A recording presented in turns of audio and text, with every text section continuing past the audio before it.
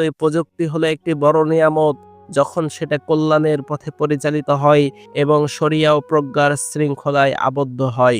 এটি নিরেট খারাপ কিছু নয়, প্রকৃতপক্ষে নিন্দনীয় নয়, বরং এটি হলো দুই প্রান্ত বিশিষ্ট তরবারি। কাজেই একে ব্যবহার করুন, এর দ্বারা ব্যবহৃত হবেন না। আপনার ডিভাইস যাতে আপনার নিয়ন্ত্রণে থাকে, আপনার উপর কর্তৃত্বশীল যাতে না হয়ে পড়ে এবং সেটা গুনাহের অতল গহ্বর না হয়ে আনুগত্যের পথের সেতুবন্ধন হয়। অজ্ঞতা ও প্রবৃত্তি চরিতার্থ করার রঙ্গমঞ্চ না হয়, বরং জ্ঞান ও উপলব্ধির মাধ্যম হয়।